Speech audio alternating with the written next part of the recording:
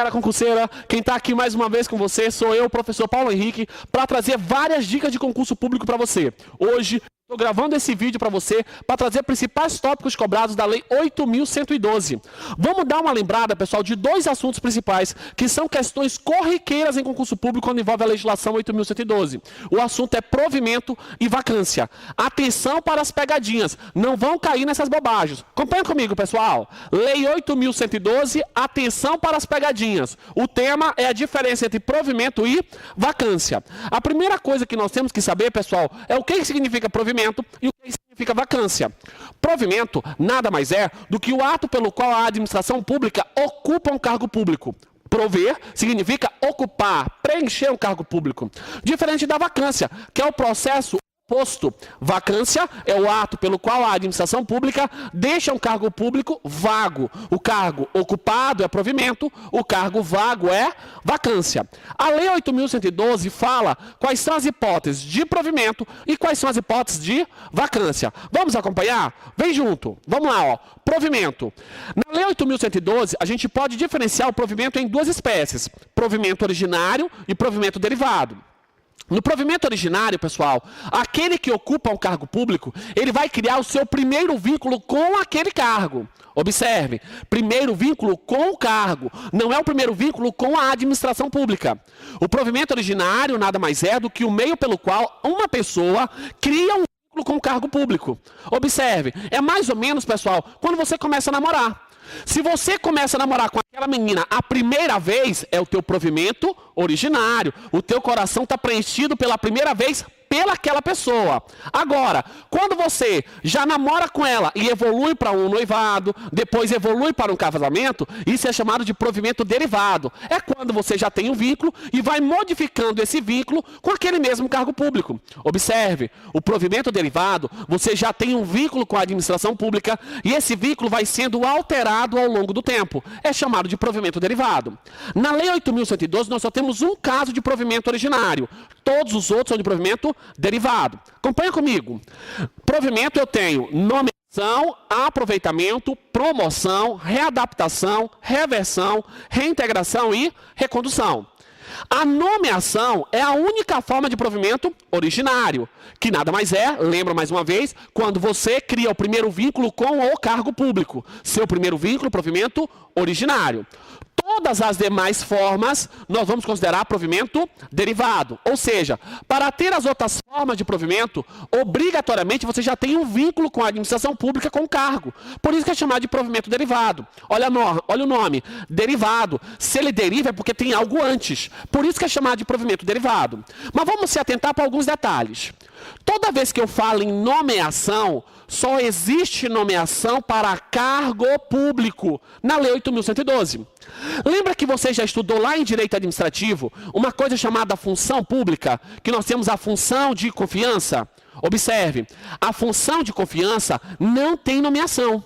Lá, pessoal, para você ocupar uma função de confiança, você tem a designação. Não existe nomeação para a função de confiança. Na verdade, você é designado para a função de confiança, pois nomeação é exclusiva para cargo público. Então, nomeação, forma de provimento originário. Além da nomeação, nós temos o aproveitamento. Qual é a palavra-chave do aproveitamento? Disponibilidade. A administração pública só pode realizar o aproveitamento de um servidor que se encontra em disponibilidade.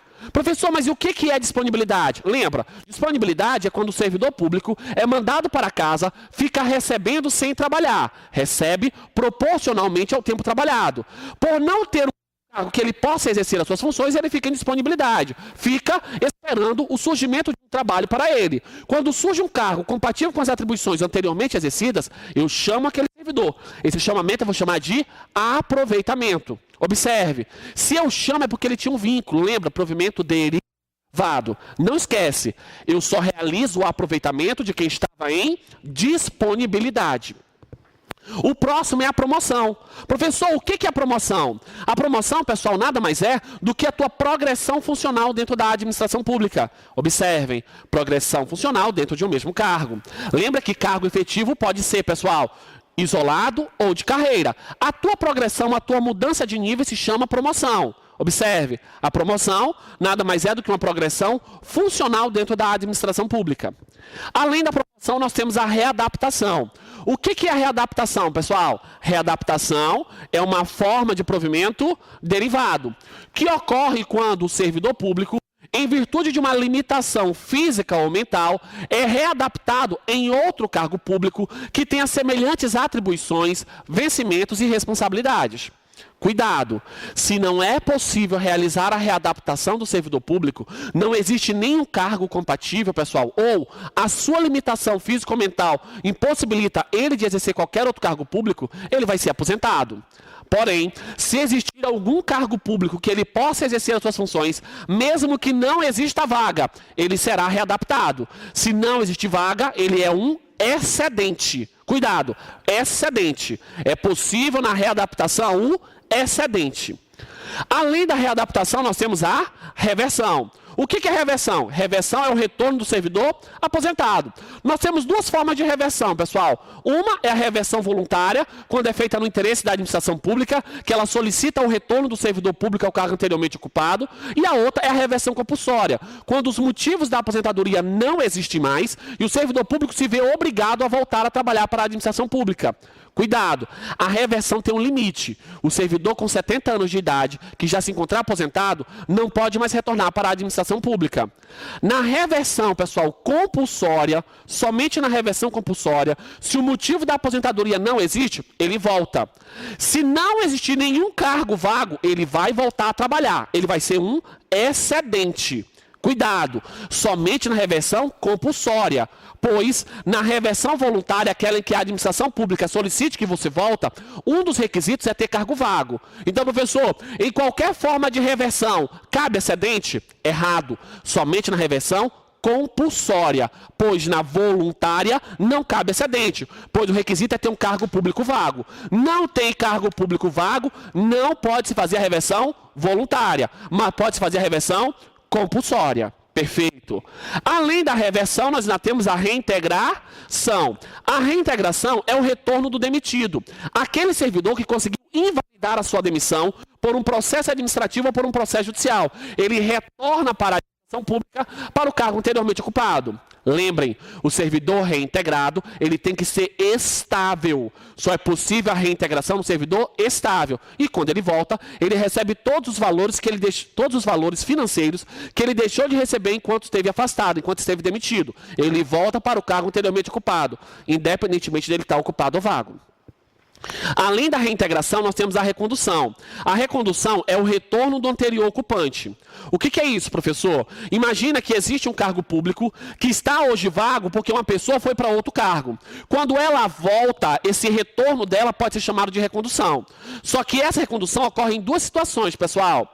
Uma das situações é quando o cara que estava ocupando aquele cargo teve que sair porque o reintegrado voltou. Então, uma das hipóteses de recondução é quando o servidor é reconduzido para o cargo anteriormente ocupado, porque aquele cargo que ele ocupava vai ser dado para o servidor reintegrado, aquele que foi demitido e voltou. Então, uma forma de recondução é para sair, para deixar vago para o anterior ocupante. Ele vai ser reconduzido para o cargo anteriormente ocupado.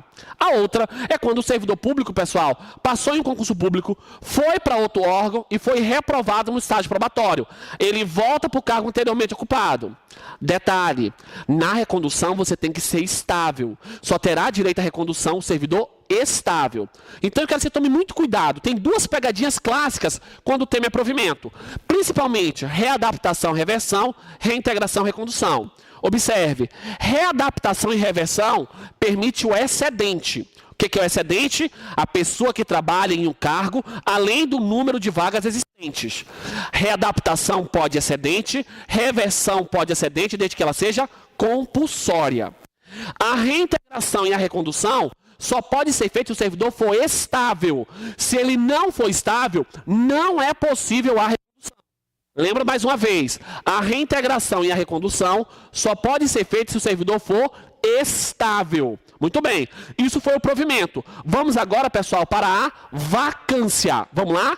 Vacância. Professor, o que vem a ser a vacância? Vacância, pessoal, é o processo oposto ao provimento. Lembra, provimento é ocupar, vacância é deixar vago. A Lei 8.112 estabelece várias formas de vacância. Nós temos na lei a exoneração, a demissão, o falecimento, a aposentadoria, a posse em cargo inacumulável, a readaptação e a promoção. Detalhe, pessoal, acompanha comigo. A exoneração, ela só é permitida para cargo público. Se por um acaso você tem uma função de confiança, você não é exonerado da função de confiança. Lembra que vocês aprendem isso muito comum, virou jargão no mundo do concurso público? Você falar assim, olha, cargo comissionado é um cargo de livre nomeação e livre exoneração. A função de confiança não cabe essa expressão. Não existe para a função de confiança livre nomeação e livre exoneração. Nós aprendemos, nomeação é para cargo e não para função. Então a função de confiança, ela é de livre designação e livre dispensa. Ou seja, não existe exoneração para a função de confiança. Exoneração é só para quem tem cargo, seja ele efetivo, seja ele comissionado. Muito bem. Além da exoneração, nós temos a demissão. Professor, qual é a diferença entre exoneração e demissão? Exoneração não é uma forma de punição. Demissão é uma forma de punição. Essa é a diferença clássica. Tudo bem? Clássica. Outra forma de vacância é o falecimento. Pessoal, um pouco óbvio, né, pessoal? O servidor morre, o cargo fica vago. Não vai ficar a alma dele lá ocupando o cargo, não é verdade? Então, aquela alma também vai embora e deixa um cargo público para os novos concursados, para você, que está estudando para concurso público. Além do falecimento, nós temos a aposentadoria. Então, morreu, aposentou, vacância. Além disso, nós temos a posse em cargo público inacumulável. Eu quero que você tome cuidado, pessoal.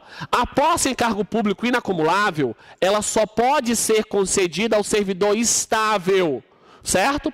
Eu só posso pedir vacância por posse em cargo público inacumulável se eu já sou estável no cargo que eu estava. Se eu ainda estou durante o período de estágio probatório, passo em outro concurso público, pessoal, e eu vou assumir esse outro concurso, e eu não posso acumular os dois cargos, obrigatoriamente, do meu primeiro cargo eu vou pedir exoneração. Eu não posso pedir posse em cargo inacumulável se eu não sou estável. Ok? Beleza. Além disso, nós temos a readaptação e a promoção. Lembra, readaptação e promoção, elas são ao mesmo tempo formas simultâneas de provimento e vacância. Ao mesmo tempo que se ocupa, deixa vago. Tranquilo? Bom, galera, por hoje eu dei dicas da Lei 8.112, as principais pegadinhas quando o tema envolve provimento e vacância. Gostaria de agradecer a sua atenção e eu quero que você continue aí estudando. Lembra, passar em concurso público é questão de tempo. Quanto maior a sua dedicação, menor é o tempo. Então continue, pensa no salário, pensa na melhor vida que você vai ter. Bom, por hoje eu encerro as minhas dicas sobre a Lei 8.112 e eu espero você no meu próximo vídeo. Mais uma vez, obrigado e tchau. Até a próxima. Valeu, galera. Tchau.